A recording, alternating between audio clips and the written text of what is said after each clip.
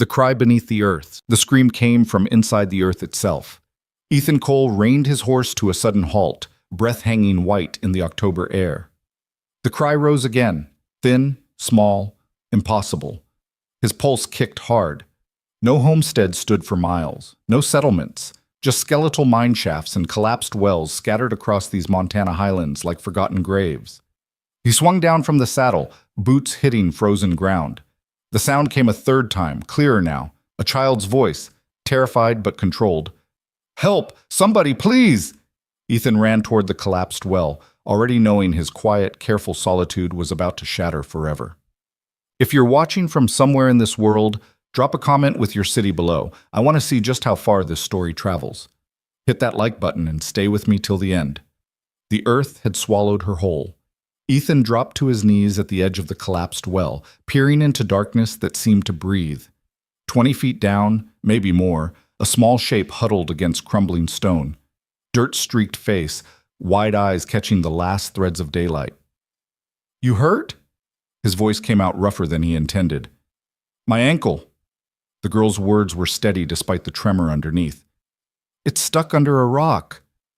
6 years old, maybe 7, blonde hair matted with mud, dress torn at the shoulder, and alone, completely alone, in country that could kill a grown man in half a dozen ways before sunset. Ethan's jaw tightened. He scanned the horizon. No wagon tracks. No footprints but his own, and the small ones leading to the well's edge. The autumn wind carried nothing but the smell of sage and coming snow. "What's your name?" "Lily." "I'm Ethan." He tested the well's stone edge with his weight. Old construction, mining territory. The supports had given way recently, fresh dirt still crumbled inward. "Can you move at all?" "A little, but it hurts." He stood, mind already working through angles and leverage. His horse, Smoke, stood 30 yards back, reins trailing. The rope coiled on his saddle might reach. Might. "Lily, I'm going to get you out, but I need you to stay real still. Can you do that?" "Yes." No crying, no panic, just that small, certain voice rising from the dark. Something about it made his chest constrict. Ethan moved fast. He grabbed the rope from his saddle, tied one end around Smoke's horn, tested the knot twice. The other end he fashioned into a loop, crude but functional. He approached the well again, feeding rope into the darkness. "I'm lowering a rope. When it gets to you, slip it under your arms. Tie it if you can, but if not, just hold on tight." "Okay." The rope descended. Ethan watched it disappear into shadow, counting the seconds. When it stopped, he heard her small grunt of effort. "Got it." "Can you tie it?" A pause. "I think so. My mama showed me knots." "Your mama?" The words hung in the cold air. Ethan glanced around again. Still nothing. No one. "Where's your mama, Lily?" Silence from below. Then, "I don't know." His stomach dropped. "All right. Focus on the rope. Make the knot like she showed you." Minutes passed. The wind picked up, carrying the mineral smell of exposed rock. Ethan's hand stayed steady on the rope, feeling the small tugs and shifts as the child worked below. The sun had started its descent toward the western peaks. 2 hours of daylight left. Maybe less. "I did it!" Lily's voice carried a note of pride. "Good girl, now listen careful. When I start pulling, you're going to lift off the ground. It might hurt your ankle. If it hurts too much, you tell me and I'll stop. Understand?" "I understand." Ethan wrapped the rope around his gloved hands, braced his boots against stone, and pulled. The rope went taut. He felt her weight, lighter than expected, too light, and pulled again. Hand over hand, steady. The rope burned through his gloves. His shoulders took the strain. A small cry from below. He stopped. "You all right?" "It hurts, but keep going." Something in those words, that child's courage wrapped in pain, made him pull harder. The rope scraped against the well's edge. He could hear rocks falling, the whisper of disturbed earth. His muscles screamed. He didn't stop. Her hand appeared first, small fingers gripping stone. "Almost there, Lily. Almost." He grabbed her wrist, pulled, and she came up over the edge in a tumble of dirty dress and tangled hair. She collapsed against the ground, gasping. Her left ankle was swollen, already purpling, but she was out. She was breathing. She was alive. Ethan sat back on his heels, his own breath coming hard. "You're safe now." Lily looked up at him. Her face was smudged with dirt and tears she hadn't let fall, and her eyes, pale blue, startling, fixed on him with an intensity that made him look away. "Thank you, mister." "Ethan," he corrected quietly. "Can you stand?" She tried, gasped, shook her head. He scooped her up before she could protest. She weighed almost nothing, all bones and determination. He carried her to Smoke, who snorted but held steady as Ethan settled her in the saddle. "We need to find your mama. She'll be looking for me." Lily's voice carried absolute certainty. "She always finds me." Ethan swung up behind her, keeping one arm around her waist to steady her. "Where were you coming from?" "The woods. We were walking to town." "Which town?" "I don't know. Mama just said we had to keep walking." Alarm bells rang in his head. A woman and child walking through wilderness, no supplies he could see, running from something or someone. He turned Smoke south toward the nearest settlement, a rough collection of buildings called Birch Creek, 2 hours away if they pushed. The girl sat silent in front of him, small hands gripping the saddle horn. "Your ankle's going to need looking at," Ethan said. "There's a woman in Birch Creek who helps with injuries." "What's her name?" "Mrs. Patterson." "Is she nice?" "Nice enough." Lily was quiet for a moment, then, "Are you nice?" The question caught him off guard. "I don't know. I suppose that depends." "You saved me." "That's nice." Ethan didn't answer. Niceness had nothing to do with it. You didn't leave a child in a well. That wasn't virtue. That was baseline humanity. They rode in silence for a while. The land opened up around them, rolling hills covered in brittle grass, stands of aspen already bare. The mountains rose in the distance, their peaks white with early snow. It was country Ethan knew like his own heartbeat. Country he'd come to for its emptiness. "Do you live near here?" Lily asked. "Not far." "Do you have a family?" His jaw tightened. "No." "Why not?" "That's not a polite question." "Mama says questions are how we learn." "Your mama's raising a curious child." "Mama says curious is good. Ignorant is dangerous." Despite himself, Ethan felt the corner of his mouth twitch. "Your mama sounds smart." "She is. She knows all kinds of things. She can read and write and do numbers. She taught me my letters." "That's so." "I can write my whole name. Lillian Hartwell." Hartwell. The surname meant nothing to him. "That's a fine name. What's yours? Your whole name?" "Ethan Cole." "Do you have a middle name?" "James."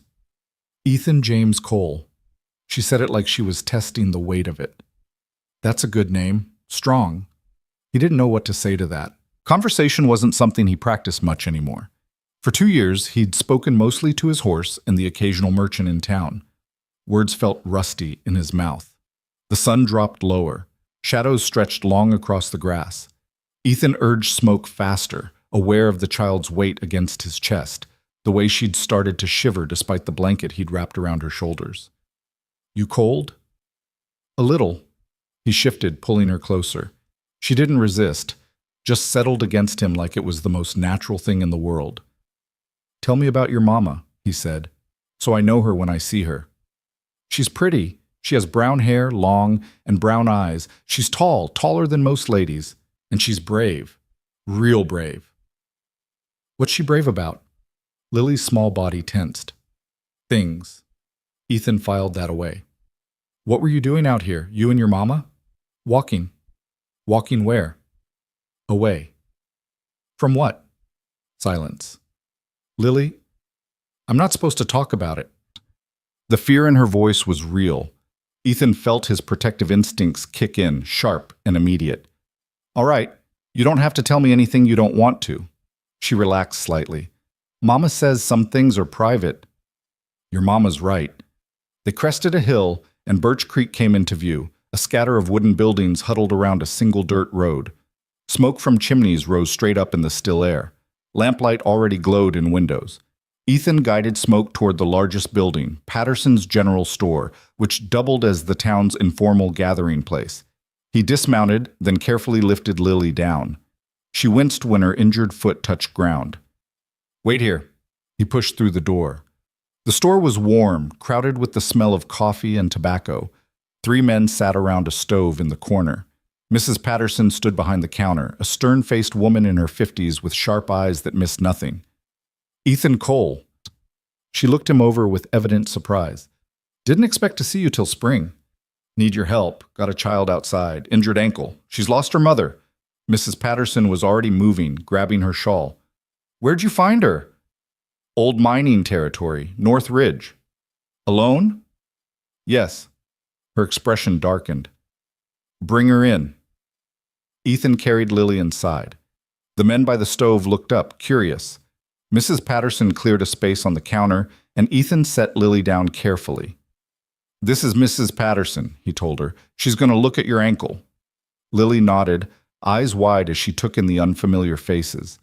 Mrs. Patterson's stern expression softened slightly as she examined the swollen joint. "You're a brave little thing, aren't you?" That's what Ethan said. Did he now? Mrs. Patterson glanced at Ethan with something like amusement. "Well, Ethan's not wrong. This is going to hurt when I touch it. You ready?" Lily bit her lip and nodded. Ethan stepped back, giving them space. One of the men by the stove, Frank Cooper, a rancher from the Eastern Valley, stood and approached. "Found her out by the mines?" "Yeah." "Alone?" "Her mother's missing. They were traveling on foot." Frank's eyes narrowed. "On foot? This time of year?" "That's what she says." "That's damned strange." It was. Ethan knew it. Everything about this situation felt wrong. A woman and child, alone, walking through wilderness with winter coming, running. The word kept circling back. "Sprained," Mrs. Patterson announced. "Not broken. She'll need to stay off it for a week, maybe 2. "I need to find my mama," Lily said immediately. "We will," Ethan heard himself say. "But it's getting dark. We'll look at first light." "She'll be scared." "If she's looking for you, she'll come to town. That's where anyone with sense would head." Mrs. Patterson wrapped the ankle with strips of clean cloth, her movements efficient. "You can stay here tonight, child. I've got a room in the back." "I want to stay with Ethan." Every head in the room turned. Ethan felt heat climb his neck. "Lily, please." Her eyes, those unsettling pale blue eyes, fixed on him. "You saved me. You're safe." Mrs. Patterson looked between them, eyebrows raised. "Ethan doesn't exactly keep a home suitable for children." "I don't mind," Lily said quietly. The room had gone very still. Ethan felt trapped, pinned by the weight of a child's trust he hadn't asked for and didn't deserve. "It's not proper," he said finally. "Proper went out the window when you pulled her from that well," Frank pointed out. "She trusts you. That counts for something." Ethan wanted to argue, wanted to explain that trust was a mistake, that he wasn't the kind of man who should be responsible for anything fragile or innocent. But Lily's hand had found his sleeve, small fingers gripping the rough fabric. "Please." He looked down at her, saw the fear she was trying to hide, saw the exhaustion. "One night," he said. "Tomorrow we find your mother." Relief flooded her features. "Thank you." Mrs. Patterson sighed. "I'll pack some supplies. And Ethan, you bring her back here if you can't manage. No shame in it." "Understood." 20 minutes later, Ethan was riding through darkness with Lily wrapped in blankets in front of him, a sack of food and medical supplies tied to his saddle. The temperature had dropped. Stars filled the sky like broken glass. His ranch sat in a valley 5 miles from town, a simple cabin, a barn, a few outbuildings.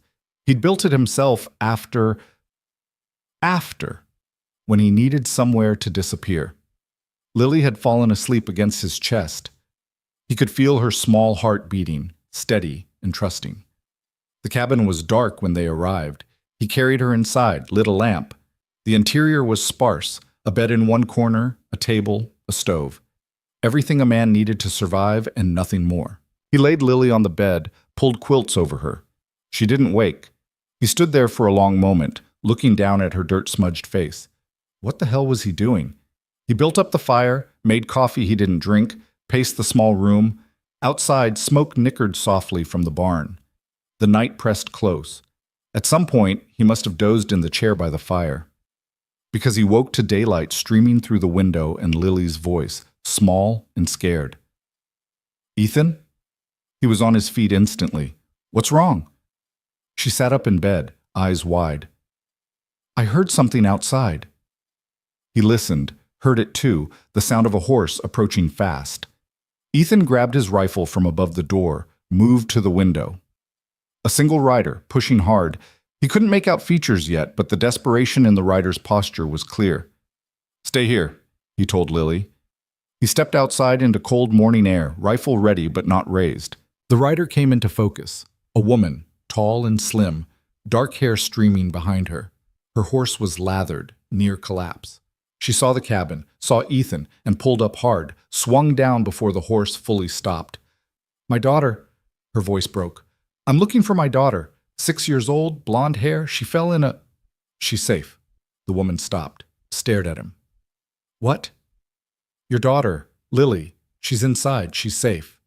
The woman's legs seemed to give out. She caught herself against her horse, one hand pressed to her mouth. Tears streamed down her face. She's really... She's fine. Sprained ankle, but fine." The door behind Ethan opened. Lily stood there, balanced on one foot, gripping the doorframe. "Mama!"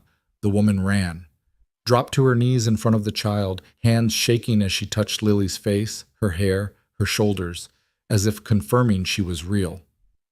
"Oh, baby. Oh, my baby. I thought... I'm okay, Mama. Ethan saved me." The woman looked up at him then. Brown eyes, just like Lily had said. Red-rimmed from crying, but sharp, intelligent. And underneath the relief he saw the same thing he'd sensed in Lily. Fear. She stood slowly, one arm around Lily. "Thank you. I can't..." Words failed her. She was in an old well, North Ridge mining territory. "I know. I was searching all night. When I couldn't find her, I thought..." She stopped, swallowed hard. "Thank you." "You should sit down. You look about ready to collapse." He expected her to refuse, but she nodded, let him guide her inside. Lily hopped along beside them. The woman sat at his table and Ethan poured her coffee from the pot he'd made hours ago. She wrapped her hands around the cup like it could anchor her to the world. "I'm Marianne," she said finally. "Marianne Hartwell. Ethan Cole." "Mr. Cole, just Ethan." "Ethan." She met his eyes. "I owe you my daughter's life." "You don't owe me anything." "I do." Her voice was firm despite its shakiness. "And I don't know how I'll ever repay that debt." Ethan looked at her. Really looked. Her dress was worn but clean. Her hands showed work. And there was something in the set of her shoulders, the way she held herself, that spoke of strength despite the fear. "Where were you headed?" he asked. Her expression shuddered. "West. That's a direction, not a destination. It's all I have right now." Lily had climbed into her mother's lap, face buried in Marianne's shoulder. Marianne's arms wrapped around her tight. "You're running," Ethan said quietly.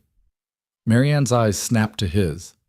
For a moment he thought she'd deny it, then her shoulders slumped. "Yes." "From what?" "From who?"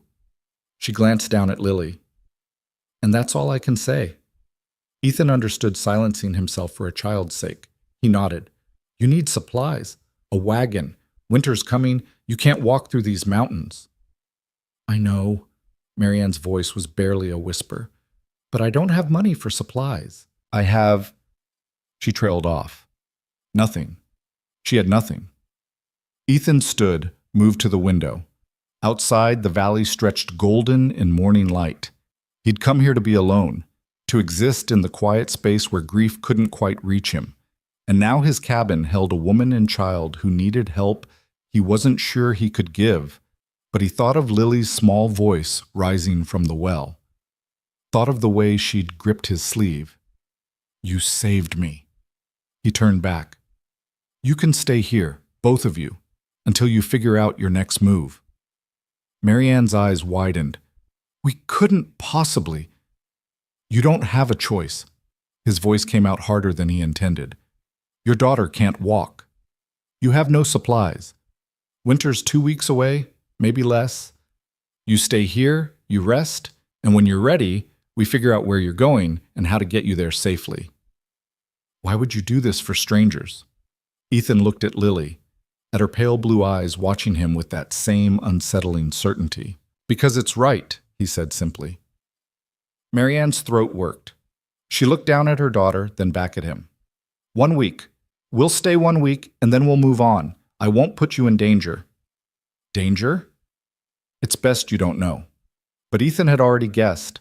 Violent husband, abusive father, a man who believed his family was property to be hunted and reclaimed. He'd seen it before. In another life. All right, he said. 1 week. Marianne nodded, relief and fear warring in her expression.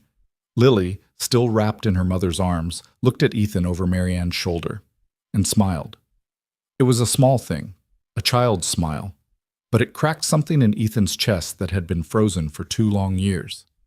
He turned away, busied himself with the stove. Outside, the wind picked up, rattling the cabin's shutters. The first snow would come soon, and with it, Ethan suspected, something darker than weather. The week Ethan had promised became 2, then 3. November settled over the valley like a held breath, bringing frost that turned the grass silver each morning and winds that howled through the canyon at night. The first real snow came on a Tuesday, soft and relentless, blanketing everything in white silence. Marianne proved useful in ways Ethan hadn't expected. She could cook, not just survive the winter cooking, but meals that actually tasted like someone cared. She mended his shirts without being asked, organized the cabin's chaos into something livable, and never once complained about the cramped quarters or the work that came with keeping a household running through a Montana winter. Lily's ankle healed slowly. She spent her days reading from the 3 books Marianne had managed to salvage, worn volumes she protected like treasure, or watching Ethan work through the cabin's single window. Sometimes she'd ask him questions, endless questions, until Marianne would gently shush her. Let the man work in peace, Lily. But Ethan found he didn't mind the questions. They filled the silence he'd grown too comfortable with. Why do horses need shoes? Lily asked one morning, perched on a stool in the barn while Ethan worked on Smoke's hooves. Same reason you need shoes? Protection. But horses' feet are already hard. Hard doesn't mean invincible. He set down the hoof, straightened. Everything needs protecting, even strong things. Lily considered this with the seriousness she brought to everything. Are you a strong thing? I suppose. Who protects you? The question landed harder than she could have known. Ethan picked up his tools, moved to the next hoof. I protect myself. That sounds lonely. He didn't answer. Couldn't. That night, Marianne waited until Lily was asleep before approaching him by the fire. She held a cup of tea, herbs she'd found growing near the creek, somehow still viable despite the cold. We should talk, she said quietly. Ethan looked up from the wood he'd been whittling into kindling. All right. She sat across from him, hands wrapped around her cup. The firelight caught the exhaustion in her face, the worry lines around her eyes. She was younger than he'd first thought, maybe 28, 29, but life had aged her in ways years couldn't measure. 3 weeks, she said. That's longer than we agreed. Weather's turned. You can't travel now. I know, but that's not what I mean. She met his eyes. I need to tell you the truth, or at least part of it. Ethan set down his knife, waited. Lily's father, Marianne began, then stopped. Started again. His name is Thomas Hartwell. We were married when I was 19. He seemed normal, kind even, for the first year. What changed? I got pregnant. Her voice went flat. Suddenly, I wasn't a wife anymore. I was property, something to control. He started with small things, telling me what to wear, who I could talk to. Then it got worse. Ethan's jaw tightened. He'd heard versions of this story before. They always ended badly. When Lily was born, I thought maybe he'd soften, but it made him worse. He saw her as another thing to own, another tool to keep me in line. She paused, swallowed. 2 months ago he hit her. Not me, I was used to that. But her. She was crying because she'd spilled milk, and he… Her voice broke. She pressed her hand to her mouth, breathing hard. That night, she continued after a moment, I took what I could carry and ran. I had a little money saved, hidden where he couldn't find it. We took a stage west, then another north. I kept moving, kept changing direction. But he's looking for us. I know he is. How do you know? Because I know Thomas. He doesn't give up, ever. If something is his, he takes it back. And in his mind, we're his. Ethan stared into the fire.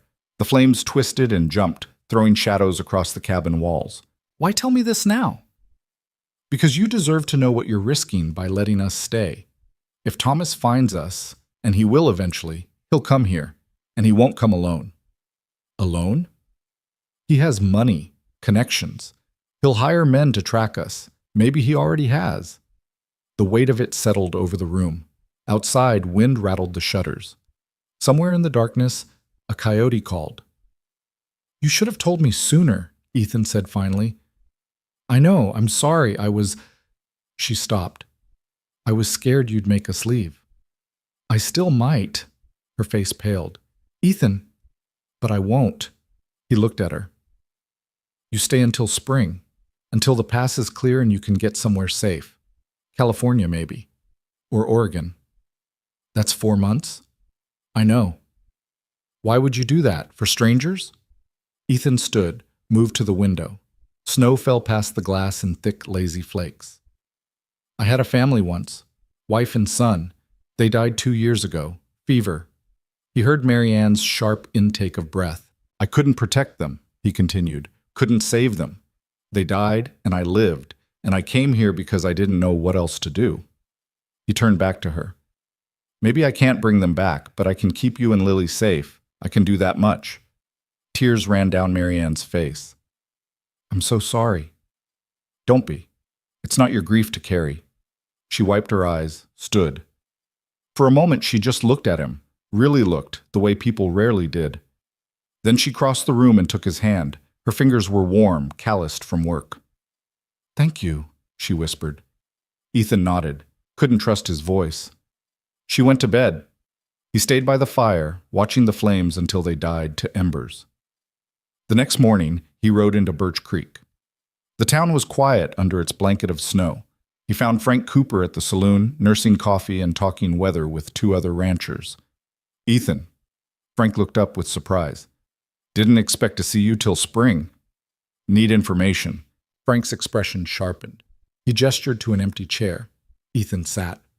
That woman and child, Ethan said quietly. They're staying with me through winter, but someone might come looking for them. Man named Thomas Hartwell. You hear anything about strangers asking questions, I need to know. Frank studied him. This man dangerous? Very. You taking on someone else's trouble, Ethan? Looks like it. One of the other ranchers, Bill Harding, an older man with a scar across his jaw, leaned forward. What kind of man hunts his own family? The worst kind, Ethan said. Bill nodded slowly. I'll keep my ears open. Anyone comes through asking about a woman and girl, I'll send word. Appreciate it. Ethan bought supplies. More food, fabric for clothes, medicine. Mrs. Patterson raised her eyebrows when she saw the quantity. Planning to feed an army? Planning to survive winter. With guests, I hear. News traveled fast in small towns. Ethan didn't deny it. The child's mother, Mrs. Patterson said carefully. She in trouble? Yes. Bad trouble? The kind that doesn't quit. Mrs. Patterson packed his purchases in silence for a moment. Then, my husband was a hard man. Not violent, but hard.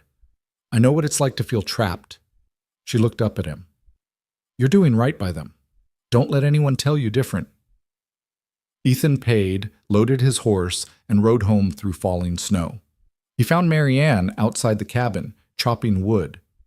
She'd wrapped herself in his spare coat, too big for her frame, and her breath came in white clouds.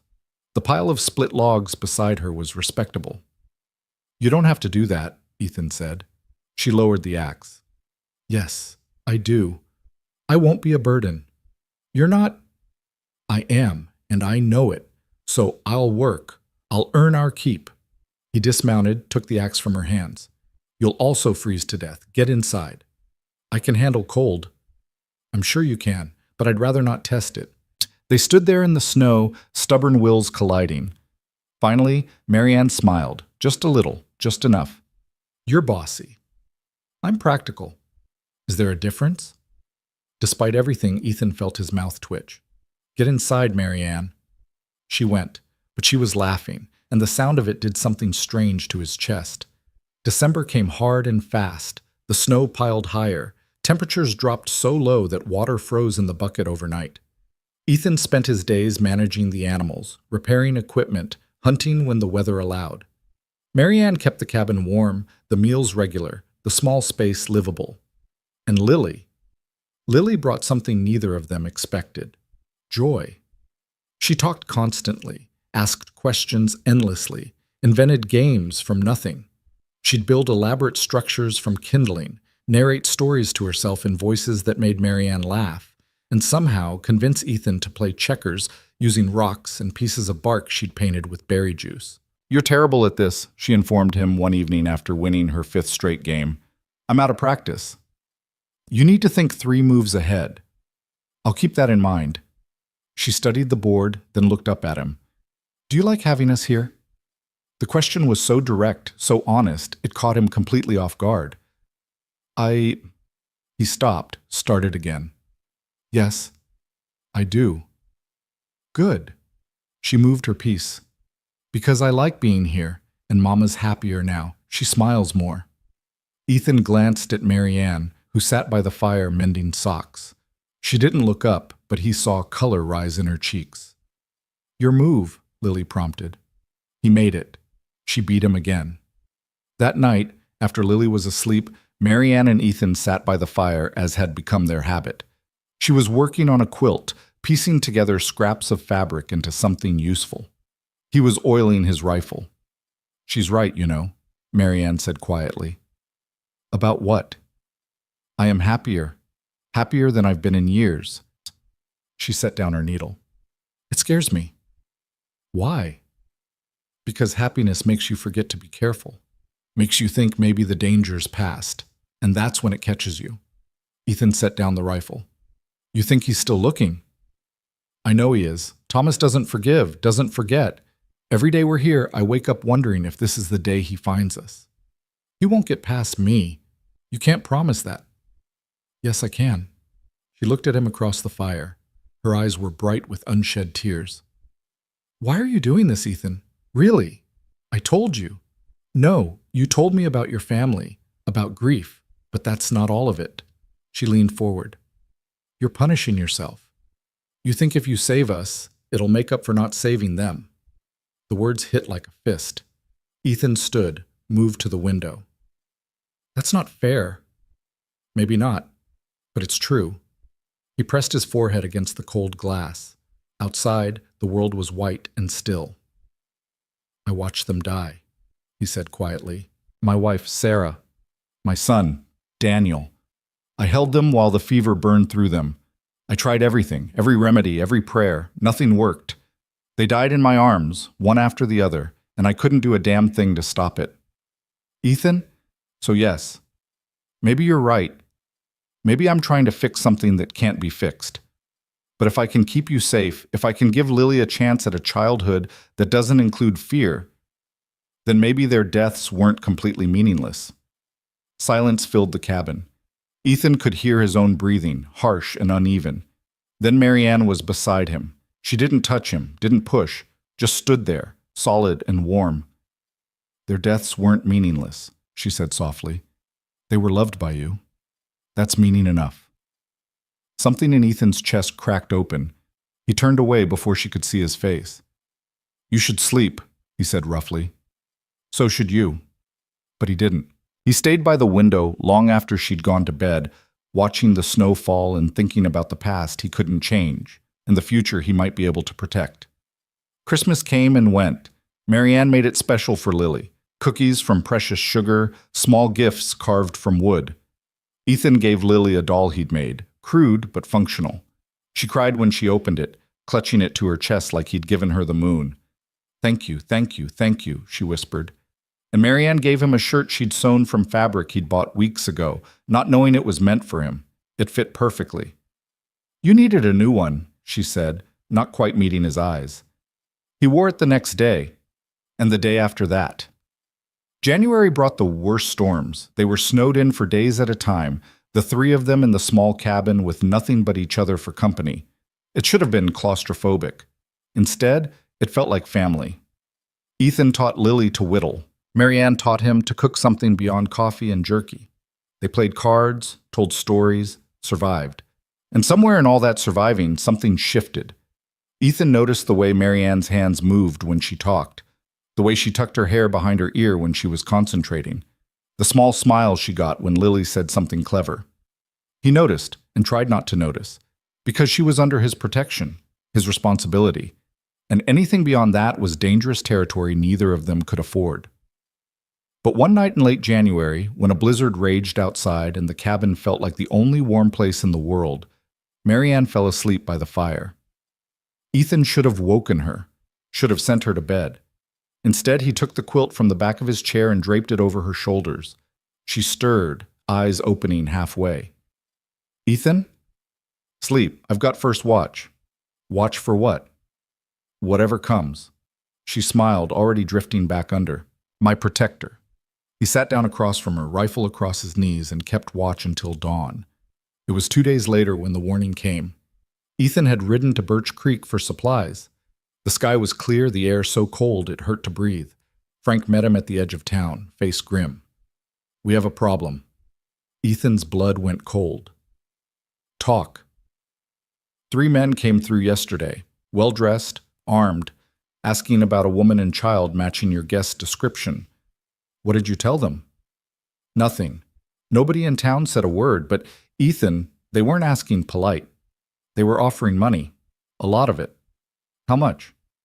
$500 for information leading to their location. $500. That was a year's wages for most men, enough to tempt even honest people. "Where are they now?" "Headed south, last I heard, but they'll be back. Men like that always come back." Ethan's mind raced. "How long do I have?" "A week. Maybe 2 if the weather holds them up." "That's not enough time." "Enough time for what?" Ethan looked at his friend. "To get them out. To get them somewhere safe." "Where?" "The passes are closed. You can't travel in this weather." "Then I'll make it so they don't need to travel." Frank grabbed his arm. "Ethan, don't do anything stupid." "Too late for that. I let them stay. That makes this my fight." "This isn't your fight." "Yes, it is."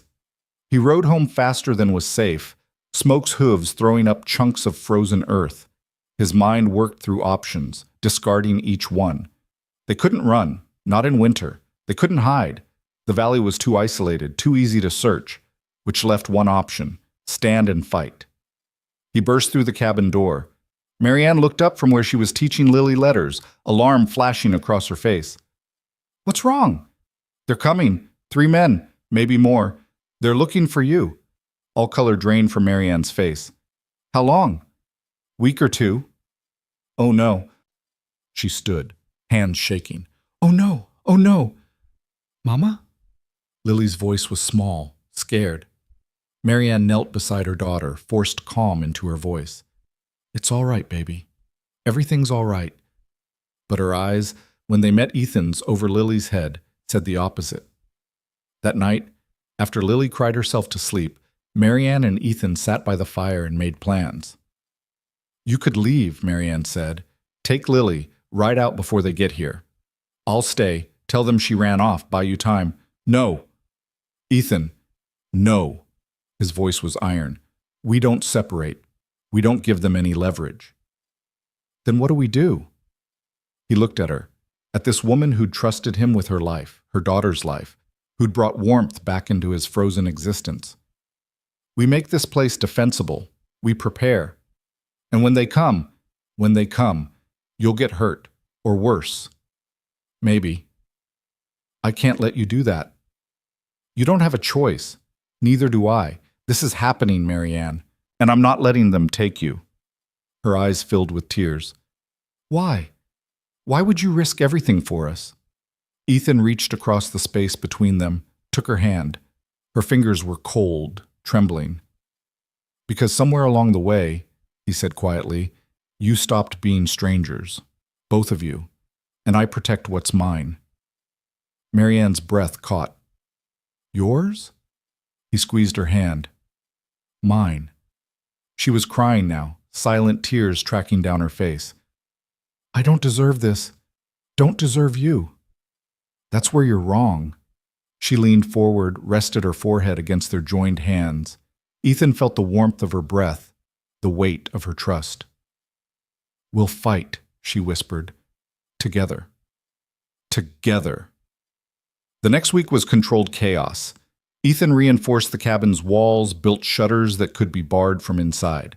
He stocked ammunition, checked weapons, created fallback positions in case they had to retreat.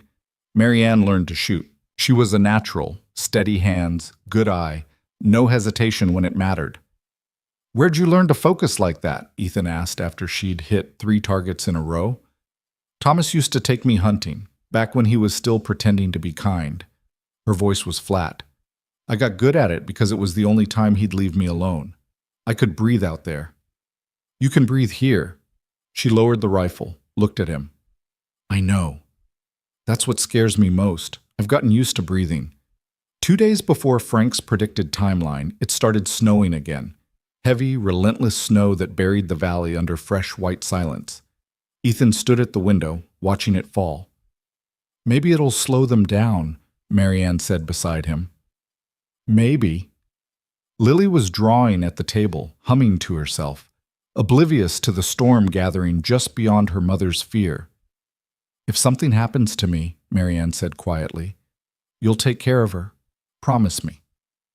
Nothing's going to happen to you. Promise me, Ethan. He turned, looked into her eyes, saw the fierce mother, the frightened woman, the person who'd become essential to his existence in ways he couldn't fully name. I promise. She kissed his cheek, quick, soft, over before he could respond. Thank you. That night, Ethan didn't sleep. He sat by the window with his rifle, watching the darkness beyond the snow. And somewhere out there, moving through the cold Montana night, 3 men with hard eyes and harder intentions rode toward his valley. Toward the fight that would decide everything. The snow stopped near dawn. Ethan watched the sky lighten from black to gray to pale gold, his rifle still across his knees. He'd been awake for 36 hours straight. His eyes burned, his body ached, but he couldn't afford rest. Not now. Behind him, Marianne stirred. He heard the whisper of blankets, the soft pad of her feet on the wooden floor. Anything? Her voice was rough with exhaustion. Not yet. She came to stand beside him, wrapped in a quilt. Her hair hung loose around her shoulders. In the dim light, she looked younger, more vulnerable. Maybe they won't come, she said without conviction. They'll come. How can you be so sure? Because I know men like your husband. They don't stop. They don't forgive. And they sure as hell don't forget. Marianne pulled the quilt tighter. What if we're wrong? What if Thomas isn't sending them? What if they're not? The certainty in his voice ended the conversation. They stood together in silence, watching the valley emerge from darkness. The snow lay pristine and untouched, broken only by the tracks of small animals and the dark shapes of pine trees bent under their white burden. Beautiful. Peaceful. A lie. Lily woke an hour later, cheerful despite the tension threading through the cabin. She chattered through breakfast, asking Ethan about the horses, asking her mother about the story they'd been reading. Neither adult had the heart to silence her. Let her have this, Ethan thought. Let her have one more morning before the world crashes in. After breakfast, Marianne took Lily to the far corner of the cabin, away from the windows. She spread out papers and pencils, keeping her daughter occupied with drawing and letters. But her eyes kept darting to Ethan, to the rifle beside him, to the door he'd reinforced with extra boards. The day stretched long and quiet. Too quiet. Even the birds seemed to sense something wrong. It was mid-afternoon when smoke nickered from the barn. Ethan was on his feet instantly. "Marianne, back room, now!" She didn't argue, just grabbed Lily and disappeared through the door to the small storage room Ethan had prepared, windowless, reinforced, with supplies to last days if necessary. Ethan moved to the window, staying to the side where he couldn't be seen, scanned the tree line, saw nothing. But smoke wasn't wrong. Something was out there. Minutes passed. Then he caught it, movement at the edge of the woods. 3 riders, spread out, approaching slowly. They wore heavy coats, carried rifles. But it was their formation that told Ethan everything he needed to know. Professional. Military trained, maybe. Definitely experienced. They stopped 100 yards from the cabin. One of them, a tall man with a neat beard, dismounted and walked forward alone, hands raised to show they were empty. "Hello in the cabin!" His voice carried clear across the snow. "We're not here for trouble, just want to talk." Ethan didn't respond. "We're looking for someone. A woman and a child. We have reason to believe they might have passed through this area. We're prepared to pay generously for information." Still, Ethan said nothing. Let them wonder if anyone was home. Let them get nervous. The bearded man took another step forward. "Look, we can do this easy or hard. Easy is you talk to us, we get our information, we pay you and leave. Hard is, well, I think you can imagine." Ethan's finger moved to the trigger guard. Not yet. Not until he had to. "What's your name, friend?" the man called. "No reason we can't be civilized about this." From the back room, Ethan heard Lily's muffled voice, Marianne shushing her. His jaw tightened. The bearded man seemed to hear it too. His expression changed, hardened. He made a signal to the other riders. They spread out wider, flanking the cabin. That's when Ethan knew negotiation was over. He stepped into view at the window, rifle raised. "That's far enough." The bearded man stopped, smiled. "There we go. Finally. I was starting to think maybe you were deaf." "I heard you. Now turn around and ride out." "Can't do that, friend. We've got a job to finish." "Your job ends here." "See, that's where you're wrong." The man's smile didn't reach his eyes. "The woman and child we're looking for, they belong to Thomas Hartwell. You know that name?" "I know it." "Then you know he wants his family back, and Mr. Hartwell is a very generous man. He's willing to overlook any assistance you might have provided. All you have to do is let us take them home." "This is their home now." The bearded man's smile faded. "You really want to die for strangers?" "They're not strangers." "Then you're a fool." "Maybe, but I'm a fool with a rifle pointed at your chest. So here's what's going to happen. You're going to get back on your horse. You and your friends are going to ride out of my valley, and you're going to tell Thomas Hartwell that if he wants Marianne and Lily, he'll have to come through me first." The bearded man studied him for a long moment. Then he laughed, cold, mirthless. "All right then, we'll do this the hard way." He turned and walked back to his horse, mounted. The 3 riders regrouped, talking in low voices Ethan couldn't hear. Then they rode away. But Ethan knew they weren't gone. They'd just changed tactics. He moved away from the window, went to the back room. Marianne sat on the floor with Lily in her lap, her face white with fear. "They left," Ethan said. "But they'll be back. Tonight, probably." "How many?" "3 that I saw. Could be more." Marianne closed her eyes. "I'm so sorry. I never should have—" "Stop." Ethan knelt in front of her. "You did what you had to do. You protected your daughter. There's no shame in that." "But I brought this to your door. And I opened it. My choice. Now we deal with consequences together." Lily looked between them, confusion and fear warring in her small face. "Are the bad men going to hurt us?" Marianne pulled her closer. "No, baby. Ethan won't let them." "Promise?" Marianne looked at Ethan, desperate hope in her eyes. "I promise," Ethan said, and meant it with every fiber of his being. Night fell fast. Ethan extinguished all the lamps, plunging the cabin into darkness. He positioned Marianne in the back room with a rifle and strict instructions not to come out unless he called for her. Lily stayed with her, clutching her doll, trying to be brave. Ethan took up position at the main window, rifle ready. The moon was nearly full, turning the snow-covered valley into a landscape of silver and shadow. Beautiful and deadly. He waited. An hour passed, then another. The cold seeped through the walls, through his clothes. His breath came in white clouds.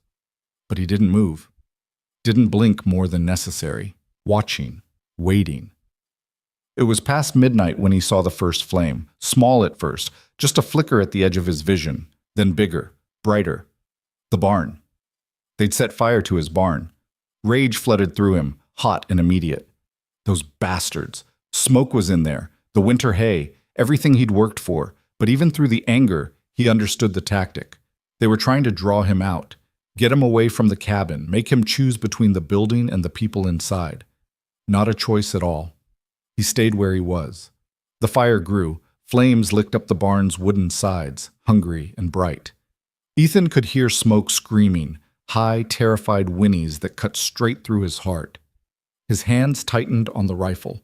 Every instinct screamed at him to run, to save his horse, to do something, but he couldn't, because the moment he left the cabin, they'd move in, and Marianne and Lily would be defenseless.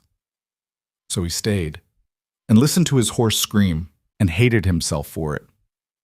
The barn's roof collapsed with a roar of sparks and flame. The screaming stopped. Ethan closed his eyes briefly. Smoke, his companion for 3 years, gone. "I'm sorry," he whispered to the darkness. "I'm so sorry." The backroom door opened a crack. "Ethan?" Marianne's voice was thick with tears. "The barn. I know. We have to." "We stay here. That's what they want, for us to run out there and give them clear shots. But your horse is gone." His voice came out flat, dead. "And if we go out there, we'll be gone too." Silence. Then the door closed. Ethan forced his attention back to the window, scanned the tree line. There, movement.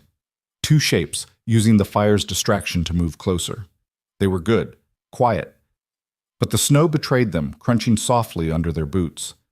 50 yards. 40. 30. Ethan raised his rifle. 20 yards. He fired. The first man went down with a scream. The second dove for cover. Ethan tracked him, fired again. Missed. Return fire shattered the window. Glass exploded inward. Ethan dropped, rolled, came up at a different angle, fired 3 more shots in quick succession. Another scream, then silence. Ethan's heart hammered. His ears rang from the gunfire. He reloaded with shaking hands, adrenaline making his fingers clumsy. "Ethan!" Marianne's voice sharp with fear. "Stay down!" More shots. These from behind the cabin. They'd circled around, trying to flank him. Ethan spun, fired through the back wall where he thought the shooter stood. Wood splintered. Someone cursed. Then the front door exploded inward. The bearded man stood in the opening, rifle raised. "Enough!" Ethan swung his weapon around, too slow. He knew it even as he moved.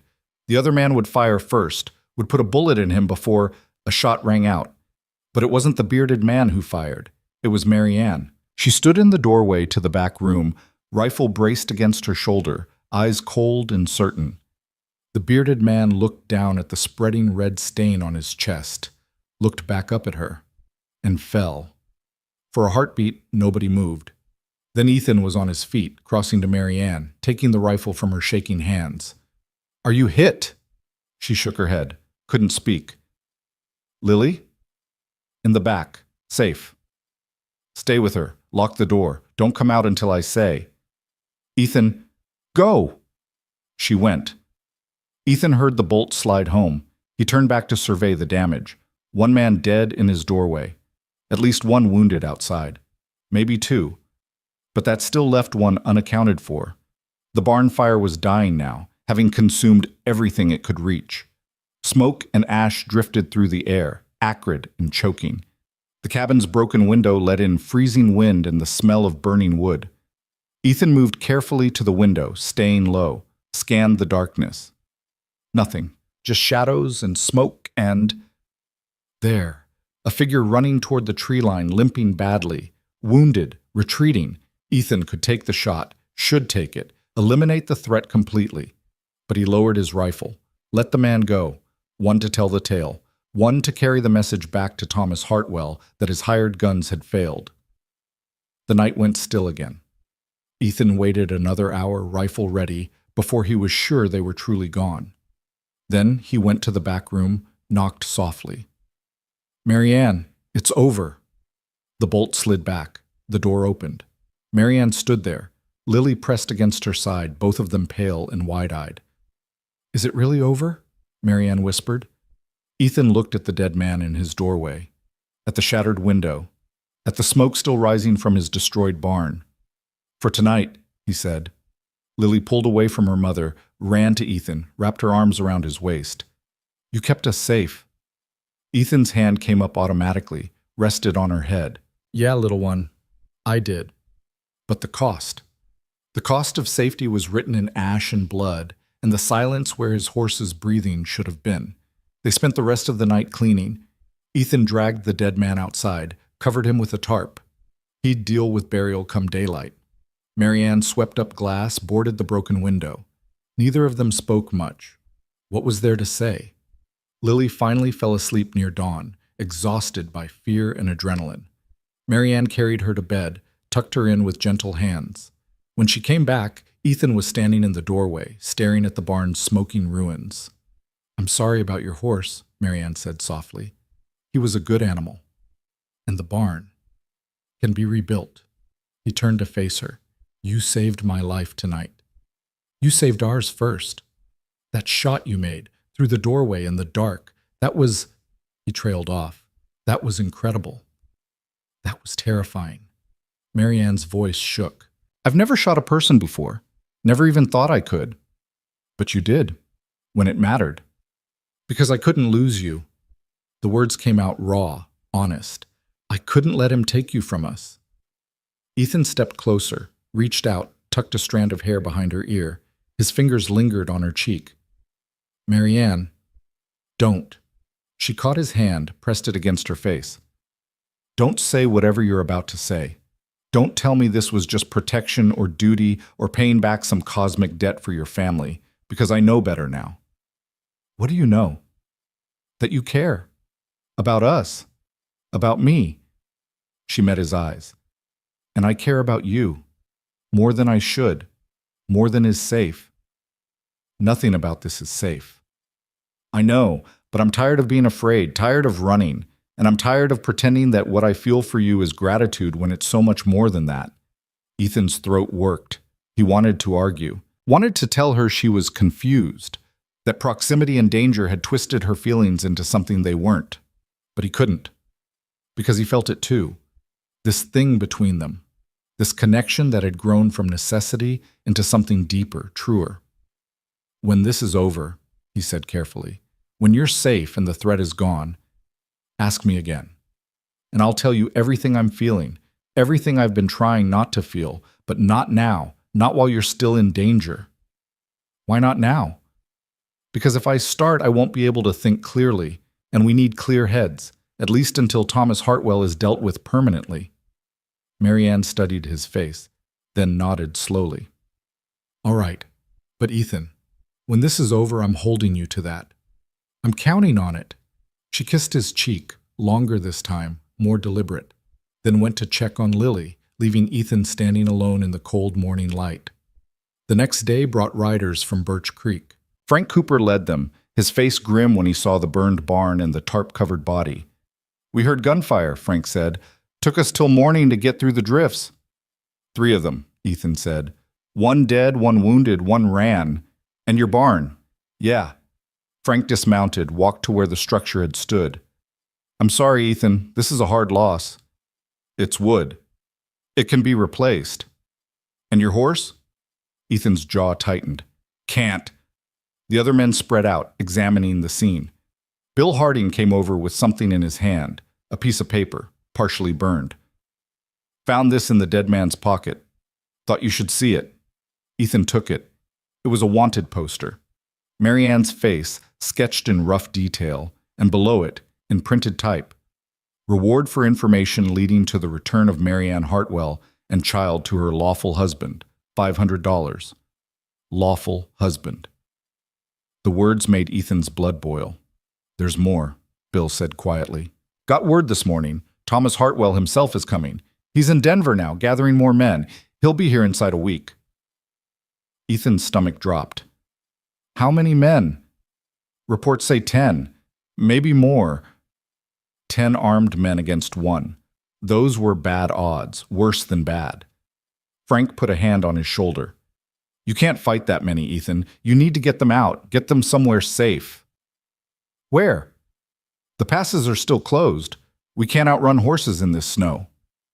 Then you make a stand, but not alone. We'll help. Ethan looked at the men gathered around him, ranchers and shopkeepers. Good men, but not fighters, not soldiers. I can't ask you to risk your lives for this. You're not asking, Frank said firmly. We're offering. You're one of us, Ethan, and we don't abandon our own. One by one, the others nodded. Agreement, solidarity. Something in Ethan's chest loosened. He wasn't alone anymore. Hadn't been for months, really. But now he felt it. The weight of community, of people who had his back. All right, he said. Then we prepare. Because when Thomas Hartwell comes, we're going to be ready. They spent the next 3 days fortifying. Men from town brought supplies, weapons, ammunition. They built defensive positions, created fields of fire, turned Ethan's valley into a killing ground. It wasn't much, but it was something. Marianne worked alongside them, quiet and determined. She'd stopped apologizing for the danger she'd brought. Instead, she focused on preparing, loading rifles, rationing food, teaching Lily what to do if the fighting started. You stay in the back room, Marianne told her daughter. No matter what you hear, no matter how scared you get, you stay there until someone comes for you. Understand? What if nobody comes? Lily's voice was very small. Someone will, Ethan will, or I will, but someone will always come for you. Lily nodded, trying to be brave, but Ethan saw the fear in her eyes, the understanding that something terrible was approaching. On the 4th night, Ethan found Marianne outside, staring at the stars. She'd wrapped herself in blankets against the cold, breath coming in white clouds. You should be inside, he said. I needed air, needed space to think. He stood beside her. Above them, the stars burned cold and distant. Do you think we'll survive this? Marianne asked quietly. Yes. You sound certain. I am. How? Because I have too much to lose. He looked at her. You and Lily, this life we've built, I'm not giving that up. Not to Thomas Hartwell, not to anyone. And if he brings 20 men instead of 10, 50? Then we fight 50 men. That's not a strategy, Ethan. That's suicide. Maybe. But I've already lost one family. I'll be damned if I lose another. Marianne turned to face him fully. Is that what we are? Family? Aren't we? She reached up, touched his face. Her fingers were cold against his skin. When this is over, we'll talk. I promised. No. Her voice was firm. When this is over, we'll do more than talk, because I'm tired of waiting, tired of being careful.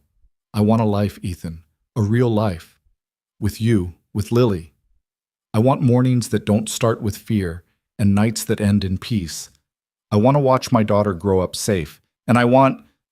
She stopped, swallowed hard. I want to love you, she whispered. Openly, without shame or fear, and I want you to love me back. Ethan's heart hammered. Marianne, you don't have to say anything. Not now. Just know that's what I'm fighting for. Not just survival, but a future. Our future. Before he could respond, she kissed him. It was different from the gentle kisses on his cheek. This was desperate, hungry, full of everything she couldn't say and everything she feared she'd never get the chance to feel. Ethan pulled her closer, his hands tangling in her hair. The blankets fell away. Neither of them noticed the cold. When they finally broke apart, both breathing hard, Marianne rested her forehead against his. Whatever happens, she said, I need you to know I meant that. Every word. I know. And? He smiled despite everything. And when this is over, I'm going to tell you exactly how I feel, in detail, for as long as you'll listen. That could take a while. I've got time. She laughed, soft, fragile, but real. Hold me to it. I will. They stood together under the stars, holding each other against the cold and the fear and the approaching storm. The next morning, a single rider appeared on the valley's ridge. Ethan recognized him immediately. Not from appearance, the distance was too great for that, but from bearing. From the way he sat his horse like he owned the world. Thomas Hartwell had arrived. The man sat motionless on the ridge for a long time, silhouetted against the pale morning sky.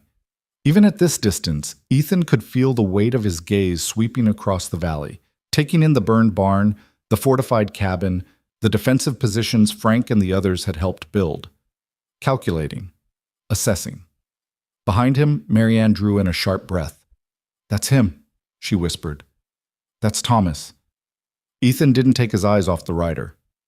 "You're sure?" "I'd know him anywhere." The certainty in her voice carried years of fear, years of watching and waiting for this exact moment. Ethan felt her move closer, felt the tremor running through her body despite her attempt at control. "How many men did he bring?" she asked. Ethan scanned the tree line behind the lone rider, caught glimpses of movement, the glint of metal, horses shifting in the shadows. Hard to say. More than 3. Less than 20, I think. That's still too many. I know. Thomas Hartwell raised one arm in what might have been a greeting or a signal. Then he turned his horse and disappeared back into the trees, taking his men with him. The valley fell silent again. "What does it mean?" Marianne's voice was tight. "Why didn't he attack?" "He's letting us know he's here, letting the fear build." Ethan finally turned to look at her. "It's a tactic. Keep your enemy on edge. Wear them down before the first shot is fired. It's working." He touched her shoulder. "We knew this was coming. We're as ready as we can be." "Are we?" She gestured at the cabin, at the makeshift defenses. "Look at this place, Ethan. It's not a fortress. It's a home. And we're about to turn it into a battlefield. We don't have a choice." "There's always a choice." Her eyes were desperate. "We could run. Right now. Take Lily and just go." "Where?" "He'd hunt us down before we made it 5 miles. And even if we got away, you'd spend the rest of your life looking over your shoulder." Ethan shook his head. "No. This ends here. Today. Tomorrow. Whenever he decides to make his move. But it ends." Marianne closed her eyes. When she opened them again, some of the desperation had been replaced by resignation. "Then we fight. Then we fight." Inside the cabin, Lily sat at the table drawing pictures with the precious pencils Marianne had saved. She looked up when they entered, her young face too solemn for a child. "Was that him?" she asked. "Was that my father?" Marianne knelt beside her daughter. "Yes, baby, that was him." "Is he going to take us away?" "No." Marianne's voice was iron. "He's not." "But what if—" "No." Marianne cupped Lily's face in her hands. "Listen to me. Whatever happens, you are not going back to that house. You are not going back to that life. Do you understand?" Lily nodded, tears spilling down her cheeks. "I'm scared, Mama." "I know. So am I. But we're together, and we have Ethan, and we have friends who are going to help us. That's more than we've ever had before." Ethan watched them, mother and daughter clinging to each other, and felt something fierce and protective surge through him. Thomas Hartwell could bring an army. It wouldn't matter. He'd go through every last one of them before he let that man touch either of these two. A knock at the door made them all jump. Ethan had his rifle up before the second knock came. "Easy," Frank's voice called from outside. "It's just me." Ethan opened the door. Frank stood there with Bill Harding and 3 other men from town, all armed, all grim-faced. "We saw the rider," Frank said. "Figured it was time to take positions." "It's not your fight," Ethan said, though his heart wasn't in the argument. "We've been over this. Where do you want us?" Ethan looked at the men, saw their determination, their loyalty. "Bill, you and Tom take the east side. Frank, you're with me here at the cabin. The rest of you spread out, cover the approaches. And for the love of everything, don't fire unless they fire first. I want the law on our side when this is over." "If we're still alive when this is over," Tom muttered. "We will be." Ethan's voice carried more confidence than he felt. "Thomas Hartwell wants his family back. He won't risk killing them in crossfire. That gives us an advantage." "Some advantage," Bill said. Man's crazy enough to hunt them halfway across Montana. Who knows what he'll do? I know exactly what he'll do. Marianne stepped forward, Lily still clutched against her side. He'll try to separate us. Me from Lily, both of us from Ethan. He'll use threats, promises, anything to get what he wants. And when that doesn't work, he'll use violence. But he won't retreat. Thomas doesn't know how to lose. Frank studied her. You know him well. I was married to him for 7 years. I know exactly what he's capable of. The men shifted uncomfortably. Finally, Frank nodded. Then we make sure he doesn't get close enough to try any of it. Come on, boys. Let's get into position. They filed out. Ethan barred the door behind them, checked the window shutters, verified their ammunition stores. Everything they could prepare for, they'd prepared for. Now came the hardest part. Waiting. The day dragged on with terrible slowness. Ethan kept watch from the window while Marianne tried to keep Lily occupied. They read stories, worked on letters, played quiet games, but the tension bled through everything. Even Lily's usual chatter had dried up, replaced by anxious silence. It was late afternoon when the delegation arrived. 2 men rode into the clearing, hands raised, carrying a white cloth tied to a stick. Ethan recognized the tactic immediately. They wanted to talk.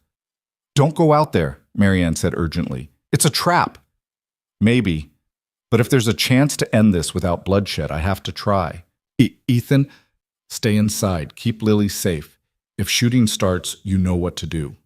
He didn't wait for her response, just grabbed his rifle and stepped outside, keeping the cabin between himself and the approaching riders until he could assess the situation properly. The 2 men stopped 20 yards out. One of them was older, graying, with the weathered look of someone who'd spent his life outdoors. The other was younger, harder, with cold eyes that tracked Ethan's every movement. We're here to talk, the older man called. Mr. Hartwell wants to parley. Then let him come himself. He's willing to meet, but he wants assurances of safety.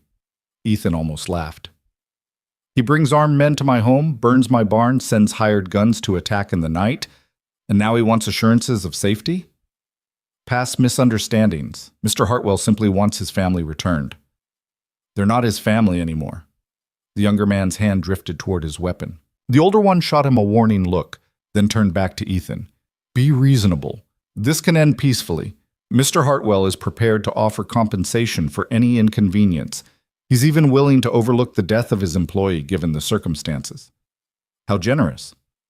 All he asks is that you return his wife and daughter. They belong with him. They belong to themselves, and they've chosen to stay here. A woman can't simply choose to abandon her marriage. There are laws that say a man can beat his wife, beat his child. Ethan's voice went cold. Those aren't laws worth following. The older man's expression flickered. For just a moment, Ethan saw something like shame there, but it passed quickly, replaced by professional neutrality. Will you meet with Mr. Hartwell or not? Ethan considered. Meeting face-to-face with Thomas Hartwell was dangerous, potentially fatal, but it might also give him insight into the man's plans, his weaknesses. Tomorrow morning, dawn. Neutral ground, the clearing by the North Creek. He comes alone. I come alone. We talk. The older man nodded. I'll relay your terms. They turned their horses and rode away. Ethan watched until they disappeared into the trees, then went back inside. Marianne was waiting, her face pale. What did they want? Thomas wants to meet. Talk things over. You can't seriously be considering it. I already agreed. Tomorrow morning. Ethan, no. It's too dangerous. He'll kill you. Maybe. But I don't think so. Not yet, anyway. He wants you and Lily more than he wants me dead. That gives me leverage. What kind of leverage? You can't negotiate with someone like Thomas. He doesn't compromise. He doesn't bargain. He takes what he wants and destroys anyone who gets in his way. Then I'll make sure I'm not in his way. I'll make sure the only way to get to you is through me. Marianne grabbed his arm. And when he decides to go through you, what then? Ethan met her eyes, saw the fear there, the love she was finally admitting to. Then at least I'll have seen it coming. That night was the longest of Ethan's life. He tried to sleep, but couldn't. Every sound made him reach for his rifle. Every shadow seemed like a threat. Beside him, Marianne lay awake too. He could hear her breathing, quick and shallow with anxiety. Finally, near midnight, she spoke into the darkness. "When you meet him tomorrow, don't let him get in your head." "I won't." "I mean it. Thomas is good at finding weakness, at twisting words until you question yourself. He'll try to make you doubt. Doubt me, doubt this, doubt everything." "What could he possibly say that would make me doubt you?" She was quiet for a moment. "He'll tell you I'm lying, that I'm exaggerating, that I was an unfaithful wife who abandoned her responsibilities." "Were you?" "No." Her voice was fierce. "But he'll make it sound convincing. He always does." Ethan rolled onto his side, found her hand in the darkness. "I know who you are, Marianne. Whatever he says, it won't change that." Her fingers tightened around his. "Promise me something. Anything. If he kills you tomorrow, if things go wrong and I lose you, promise me you won't die thinking I wasn't worth it. You are worth it, both of you. Promise me." "I promise." She moved closer, her head finding his shoulder. They lay like that until dawn, not sleeping, just holding each other against what tomorrow might bring. The sun rose cold and clear. Ethan dressed quietly, checked his weapons, drank coffee he didn't taste. Marianne watched him with red-rimmed eyes. Lily stayed in bed, pretending to sleep but fooling no one. "I'll be back in an hour," Ethan said. "And if you're not? Then you take Lily and you run. Frank will help. He'll get you to the next town, get you on a stage heading west. Don't stop until you hit the ocean. Ethan, promise me." She crossed to him, pulled his face down to hers, kissed him hard and desperate. "Come back to me." "I will." Outside, the valley was silent.